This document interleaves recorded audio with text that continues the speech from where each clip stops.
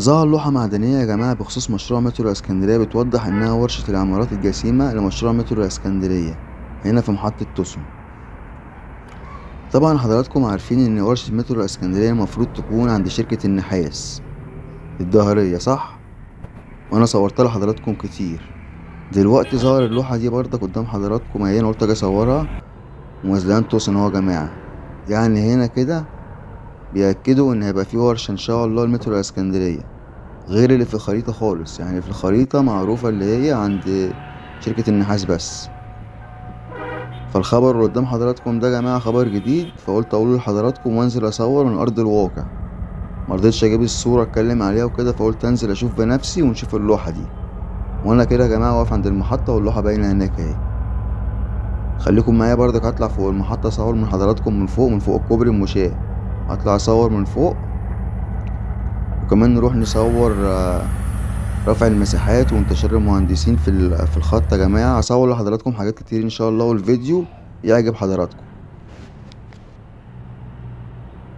وكده يا جماعة طلعنا فوق كوبري المشاة واللوحة المعدنية على الشمال هناك يا جماعة بخصوص ورشة مترو اسكندرية. والمشروع يا جماعة هنا يعني تم التنفيذ فيه. المفروض قطر ابو قير كان يقف 1 اكتوبر، صح؟ والقطر موقفش بسبب المدارس عشان المحافظة مش جاهزة وكده. بس المشروع بدأ بقى في جسات التربة والمساحات والشغل شغال، واحنا صورنا لحضراتكم. فربنا يسهل بقى، نشوف القطر هيقف امتى. ممكن يقف في يناير، فهنشوف برضو ايه الدنيا الايام اللي جايه ان شاء الله.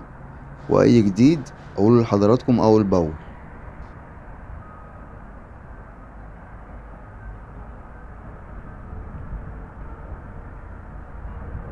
وكمان زي ما حضراتكم عارفين يعني الاف من المواطنين بيركبوا قطر ابو قير كل يوم يا جماعه. والقطر قدام حضراتكم هو، يعني واقفه قطر ابو قير مش بالساهل، مش حاجه سهله عشان قطر ابو قير يقف.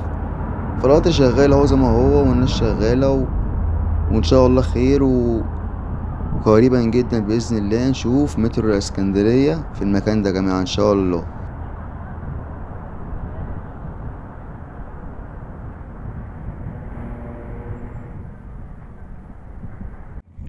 وكده يا جماعة القطر متجه لأبو قير، واللوحة المعدنية على الشمال قدام حضراتكم اهي عشان تبقوا عارفين مكانها فين.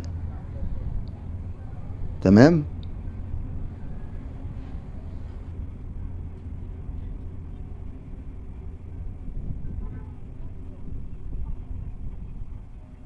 تعالوا بقى نروح نشوف المهندسين اهم شغالين يا جماعة في جسات التربة والمساحات، رفع المساحات وكده. والناس شغالة يا جماعة، واحنا كده عند مزلقان المعمورة. خليكم معايا برضك، هنقرب اكتر ونشوف الدنيا هنا فيها ايه. كل حاجة يا جماعة واضحة قدام حضراتكم اهو، يعني يا رب اكون عند حسن ظنكم.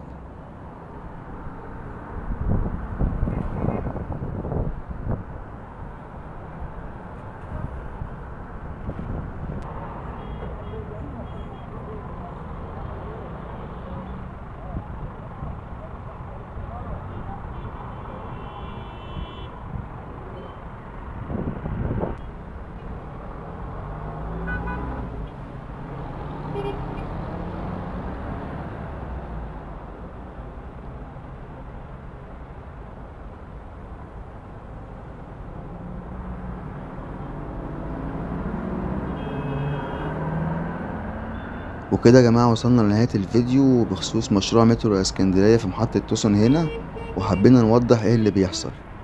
سلام، واشوف حضراتكم على خير.